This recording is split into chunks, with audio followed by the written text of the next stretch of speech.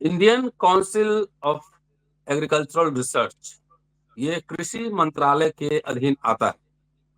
अभी 2-4 दिन पहले मैंने इस पर एक आपको स्टोरी दिखाई थी। शिवराज सिंह चौहान पिछड़े वर्ग से आते हैं और इसके मंत्री, और स्टोरी ये था कि 7 अगस्त 2023 को एक एडवर्टीजमेंट आता है जिसमें प्रिंसिपल साइंटिस्ट के 80 पोस्ट और सीनियर साइंटिस्ट के 288 पोस्ट, यानी कि टोटल 368 पोस्ट, 368। सिंगल सिंगल भी है, कई जगह 4 भी है, और तमाम अगर सबको मिला दे कुल योग तो 368 होता है। उसमें से एक भी schedule caste, schedule tribe, OBC, EWS के लिए भी एक भी रिजर्व नहीं है। इस बात को आगे बढ़ाते हैं, हमारे साथ आज एसपी सिंह साहब जुड़ गए हैं। वही साइंटिस्ट थे उसी डिपार्टमेंट में, अब रिटायर्ड हैं। इनसे जरा डिपार्टमेंट के अंदर का क्या हाल चाल है, और ये जो एडवर्टीजमेंट आया है इसमें ये हेरा फेरी क्यों है। सामाजिक न्याय के नाम पर जो लेटरल एंट्री का जो फरमान था वो वापस ले लिया गया, लेकिन यहाँ पर आपको पता भी नहीं होगा कि ऊपर जब ज्वाइंट सेक्रेटरी आईएएस लेवल के ऑफिसर जाते हैं तो हंगामा होता है, लेकिन साइंटिस्ट और प्रिंसिपल साइंटिस्ट के इतने सारे पोस्ट हैं, इस पे कोई चर्चा सोशल मीडिया पर नहीं है। अभी इसका इंटरव्यू चल रहा है। स्वागत है सिंह साहब जी, बताइए। मैं हाँ, तो आईसीआर मैंने ज्वाइन किया था, मैंने भी लेटरल एंट्री में ही ज्वाइन किया था। मैं पहले अच्छा असिस्टेंट प्रोफेसर रहा हूँ पूना एग्रीकल्चर कॉलेज में, और 98 में मैं सीनियर साइंटिस्ट ज्वाइन करके आया था जी। आईसीआर में। वो भी पोस्ट जनरल ही थी, रिजर्व नहीं थी। हम्म मैं हम्म जनरल पोस्ट पे ही सिलेक्ट हुआ था। लेकिन मैं थोड़ा सा इसमें बता दूं कि जो अंदर की बात यह है कि मुझे वो ले नहीं रहे थे, एनएफएस करना चाह रहे थे जो हमारा डायरेक्टर था जो इंस्टीट्यूट का। लेकिन हमारे ये एक एक्सपर्ट थे, तो उन्होंने थोड़ा सा उनको पूछा कि भाई ऑल इंडिया लेवल पे पोस्ट एडवर्टाइज हुई है, जो भी कैंडिडेट आने थे वो आ गए, अब एनएफएस करके तुमको कहाँ से मिल जाएंगे, कोई ऊपर से तो टपकेंगे नहीं। हम्म तो चेयरमैन साहब एग्री कर गए और मुझे मेरे को सेलेक्ट कर लिया। उसके हम्म बाद में उससे पहले भी मैं वो जो पूना में था, तो 1994 में 92 में ये से पहले आईसीआर में रिजर्वेशन हुआ करता था। जी। हमारे लोग सेलेक्ट भी हुए, बड़ी बड़ी पोस्ट पर सेलेक्ट भी हुए थे, रिजर्वेशन से ही हुए। तो मैंने एक चिट्ठी लिखी आईसीआर को, सेक्रेटरी को, मैं एक एसोसिएशन के नाम से। तो उन्होंने मुझे रिप्लाई दिया कि इनिशियल जो पोस्ट है क्लासमैन की वहां तक रिजर्वेशन है, उससे ऊपर रिजर्वेशन नहीं है। तो इनिशियल पोस्ट साइंटिस्ट की होती है जैसे असिस्टेंट प्रोफेसर, वहां तक वो रिजर्वेशन दे रहे थे। तो सेक्रेटरी आईसीआर आईएएस होता है, और डायरेक्टर जनरल साइंटिस्ट होता है जो सेक्रेटरी से ऊपर होता है।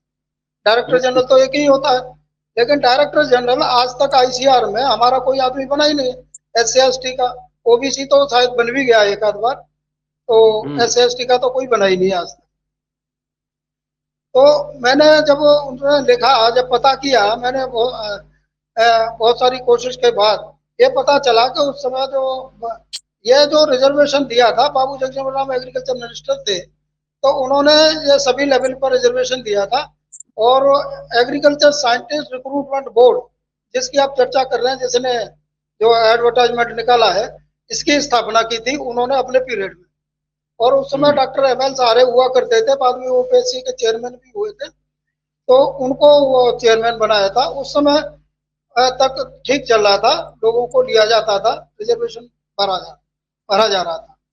1994 में जब बलराम जाखड़ एग्रीकल्चर मिनिस्टर थे, तो उन्होंने डायरेक्टर जनरल, उन्होंने अकेले ने तो नहीं किया, ऊपर नीचे से लोगों ने प्रपोज किया, उन्होंने अप्रूव कर दिया, ओके कर दिया कि भाई सीनियर साइंटिस्ट एंड एबव कोई रिजर्वेशन नहीं है।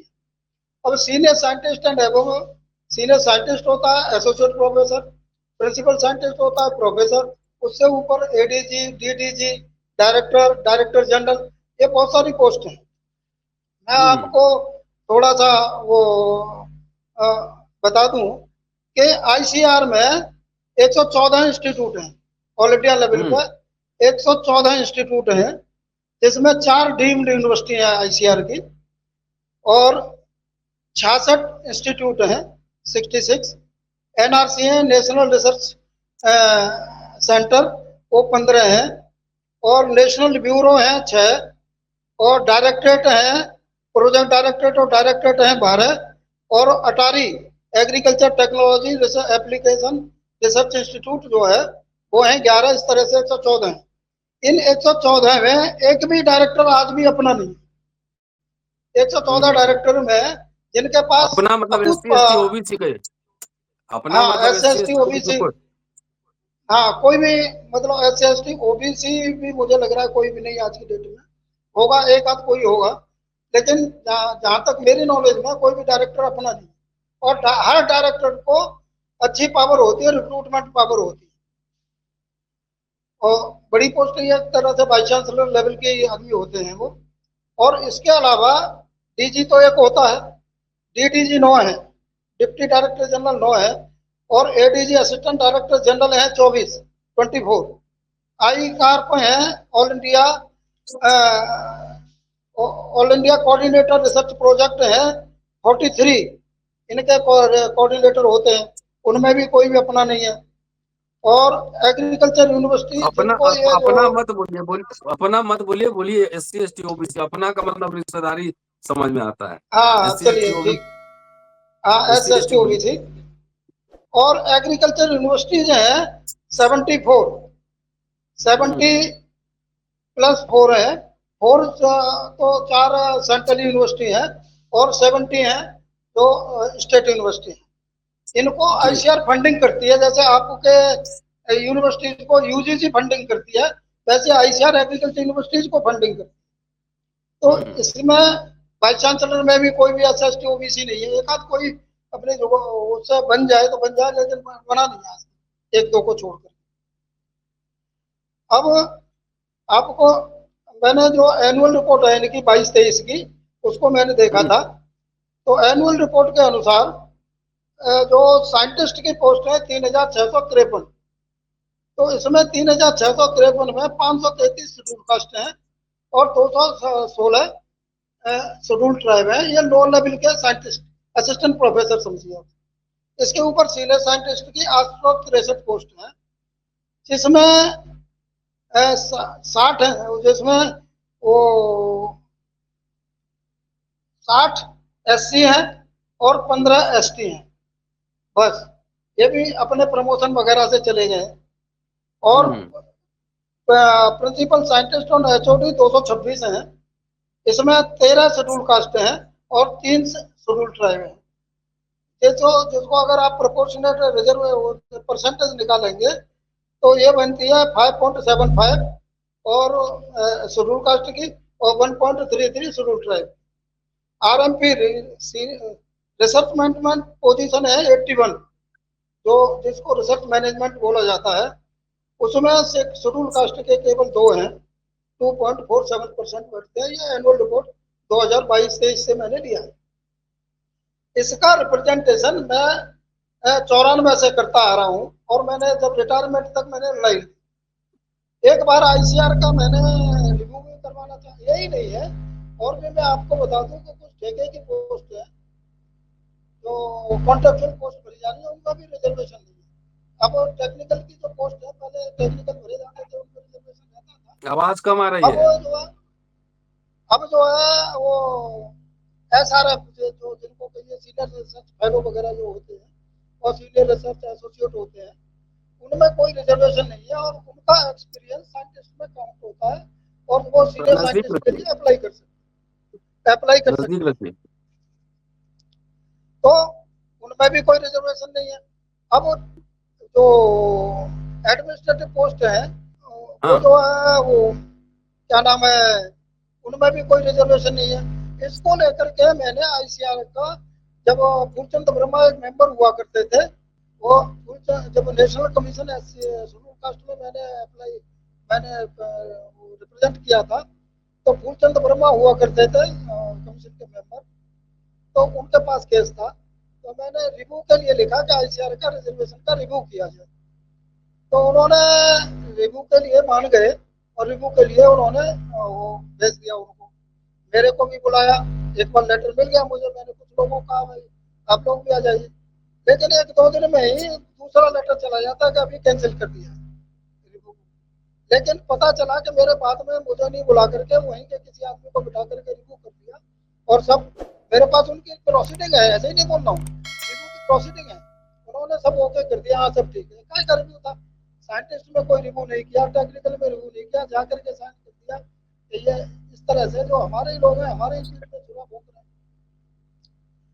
तो फिर भी मैंने लिखा पढ़ी करता रहा, लेकिन कुछ हुआ नहीं। और अब मैंने लोगों को जगाने की कोशिश की कि भाई senior scientist and above director वगैरह में कहीं रिजर्वेशन नहीं है, इसकी लड़ाई लड़नी चाहिए। जिस एडवर्टाइजमेंट की आप बात कर रहे हैं, उस जी एडवर्टाइजमेंट अभी तक हमने कोई हाई कोर्ट सुप्रीम कोर्ट में कोई चैलेंज नहीं किया है। मैंने लोगों से कहा भाई मैं अभी जो है फिलहाल SC/ST agriculture research and education employees welfare association का प्रेसिडेंट भी। जब से मैंने 15 साल से ये एसोसिएशन है, मैं ही चला रहा हूँ। मैंने दूसरों से कहा भैया आप चलाइए, मैं रिटायर हो गया, कोई तैयार भी नहीं। तो मैंने कहा यार इसको डाल देते हैं कोर्ट में, रिप्रेजेंट कर देते हैं, ये इतना बड़ा एडवर्टाइजमेंट है। अब भाई मैं तो अकेला पैसा नहीं खर्च कर सकता, लोग अगर कंट्रीब्यूट करें तो ही हो सकता है। और जी वकील जी है हाई कोर्ट सुप्रीम कोर्ट के, तो बहुत बड़ा पैसा लेते हैं। हमारे लोग इतने सोए हुए हैं कि कुछ करना नहीं चाहते। आज जो है ये थोड़ा सा मामला आप लोगों की वजह से उजागर हुआ है। अगर इसमें ये लेटरल एंट्री में ये डायरेक्ट रिक्रूटमेंट है, और डायरेक्ट रिक्रूटमेंट में तो रिजर्वेशन होता है, पर रूल रिजर्वेशन है। प्रमोशन में मान लो नहीं है, तो डायरेक्ट रिक्रूटमेंट में तो सीनियर साइंटिस्ट प्रिंसिपल साइंटिस्ट इनके डायरेक्ट रिक्रूटमेंट तो कैसे अलग कर सकते हैं? फिर सबसे बड़ी इन्होंने एक वो धोखाधड़ी की है कि सिंगल पोस्ट कर देती है। स्टोर कीपर भी सिंगल पोस्ट है, वहाँ का स्टोर कीपर, इस इंस्टीट्यूट का स्टोर कीपर वो भी सिंगल पोस्ट है, उस इंस्टीट्यूट का साइंटिस्ट एग्रोनॉमी वो भी सिंगल पोस्ट है। अरे एग्रोनॉमी की पोस्ट तमाम दुनिया भर की है, मान लो 500, 600, 700, 800 तो होंगी, तो उनमें नजदीक एरिया रिजर्वेशन था। नहीं होना चाहिए, उनमें रिजर्वेशन नहीं होना चाहिए। सीनियर साइंटिस्ट में इनको क्लब करके ICR भी कहता है, ब्राउजर भी कहता है, SC/ST एसोसिएशन जो ब्राउजर है रिजर्वेशन ब्राउजर, वो भी कहता है कि आप पोस्ट को क्लब करिए, सेम स्केल की पोस्ट को क्लब करिए, और क्लब करने के बाद आप रिजर्वेशन करिए। लेकिन ये क्लब नहीं करते हैं, ये सब धांधलीबाजी चल रही है, कोई सुनने वाला है नहीं, इनकी मनमानी चल रही है। अब इसे इनकी मनमानी तो कोई आंदोलन बड़ा हो जब भी मनमानी दूर हो सकती है, वैसे मनमानी तो दूर होगी नहीं। या ये जो चौहान साहब हैं, शिवराज चौहान, ये जो अभी एग्रीकल्चर मिनिस्टर हैं, ये भी पता चला है कि ये OBC में है, तो इनको भी सुनना चाहिए, कम से कम इनके भी लोगों को मिलेगा, SST को भी मिलेगा। तब तक ये जो बड़े लेवल पे एग्रीकल्चर मिनिस्टर या प्रधानमंत्री ये नहीं सुनते हैं, तब तक कुछ होगा नहीं। जो ASR भी है उसका गठन है, उसमें एक चेयरमैन होता है, 2 मेंबर होते हैं, तीनों के तीनों ब्राह्मण हैं, वो आपका कैसे करेंगे? हमारा तो मैंने पहले ही अपने ही केस में बता दिया कि मेरा भी सिलेक्शन जनरल का हुआ, लेकिन बड़ा उसके साथ हुआ, वहाँ भी काटने की कोशिश कर रहे थे। उसके बाद हमारा कभी भी डायरेक्ट में सिलेक्शन नहीं हुआ, क्योंकि उनको पता लग जाता है मैं तो सबसे बदनाम आदमी, मेरा तो इसलिए नहीं करेंगे कि मुझे तो सभी जानते हैं कि ये तो लिखने पढ़ने वाला आदमी है ये है। और भी किसी का एक भी ये नहीं, एक आध कोई हो जाता है, 100 में एक आध कोई हो गया हो, लेकिन प्रिंसिपल साइंटिस्ट एंड एबव तो कोई हुआ ही नहीं। डायरेक्टर में तो कोई होता नहीं, प्रिंसिपल साइंटिस्ट में एक आध का किसी का भले ही करते हैं, वैसे किसी का नहीं होता, सब भलाई वही खा रहे। अब इसका तरीका क्या है लड़ने का? तो आंदोलन ही, या सुप्रीम कोर्ट से भी हमको कोई, या हाई कोर्ट से भी, मैं तो नहीं मानता कि हमको कोई राहत मिलेगी, लेकिन फिर भी जाना चाहिए। मैंने एक उनको सजेस्ट किया कि यार अभी तक ये अपील में गया नहीं है मैटर, इसको चैलेंज हुआ नहीं है, इसको चैलेंज करिए, इतना बड़ा एडवर्टाइजमेंट है, स्टे भी मिल जाएगा, कुछ होगा। लोग सुनने को तैयार नहीं है, कैसे करें बताइए? तो घर में तो बैठे मुझे बैठे तो प्रोफेसर बनना है, नहीं बिना लड़े हुए है, प्रोफेसर बनना है, बिना लड़े बस हुए। वो थोड़ा सा उससे बन जाते हैं, प्रमोशन वगैरह से हो जाते हैं बस, बाकी तो वहीं तक रह जाते हैं बस। प्रमोशन से प्रिंसिपल साइंटिस्ट बन गए, वहीं रिटायर भी हो गए, उसके बाद आगे डायरेक्टर वायरेक्टर कोई बनते, कोई बनता। आशा करते हैं कि हम बन जाएंगे director HOD head of department, coordinator, ये कुछ नहीं। सभी लोग मलाई, ये आज अभी हम आप उस संख्या की बात करते हैं, एससी की 15% संख्या है, जनसंख्या है, वैसे तो 18 है, और एसटी की 7.5% है, और ओबीसी इतने हैं, लेकिन मलाई 3%, 5-6% लोग। इससे अब इससे कैसे लड़ा जाए, ये हमारे लोगों को सोचना चाहिए। मैंने तो इनसे, विनोद से कहा था कि यार तुम तैयार तो करो, मैं अपना लेटर हेड दे दूंगा, मैं लड़ लूंगा लड़ाई, लेकिन पैसा तो इकट्ठा करो। वकील को तो पैसा कौन देगा, मैं थोड़ा ही दे दूंगा वकील के। वकील वो कह रहे अपना आदमी कर लो, अपना आदमी भी तो फ्री में थोड़ा ही लड़ता है केस, उसको भी तो पैसा चाहिए, उसको भी तो अपने बच्चे पालने के नहीं पालने। तो मैंने तो ये लड़ाई लड़ लड़ के, और एक और मैं आपको बता दूं, आज जब बात हो ही रही है, हमारे प्रोजेक्ट डायरेक्टर थे, जो अटारी में बोल रहा हूँ इसमें, agriculture technology application research institute जो है, ये 11 है उस समय।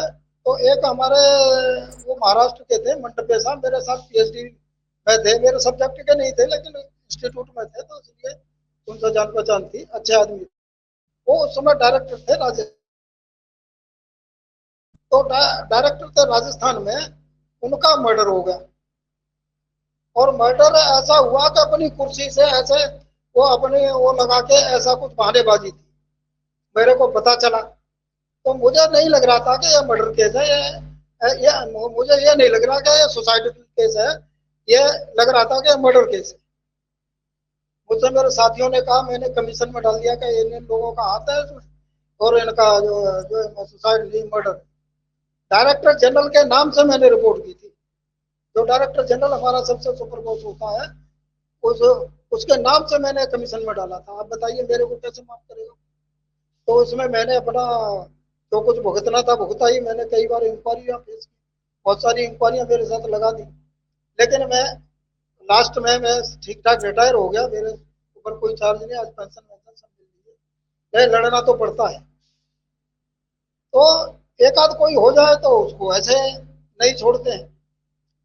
अब जब अगर ऐसा ही रहा, तो हम लोग कह रहे हैं संविधान बचाओ बचाओ, बचेगा बचेगा नहीं, ये सब संविधान संविधान सब खत्म कर हो जाएगा, और लोग जो है एक दिन लड़ेंगे, बाकी दिन घर में बैठेंगे, ढंग से कोई लड़ता, लड़ाई लड़ी, आंदोलन लड़ते नहीं है। हम जो है 92 से कह रहे हैं प्राइवेटाइजेशन का खिलाफत, हम 92 से, जब से पहली बार प्राइवेटाइजेशन हुआ, हमने कहा ये रिजर्वेशन को काटने की साजिश है। उस समय बामन बेसराम साहब के टच में था, मैंने उनसे भी कहा, तो उनसे रिजर्वेशन काटने की कोशिश है। जब से कई कई प्लेटफार्म पर हमने उठाया, लेकिन कोई सुनने को मानने को तैयार नहीं।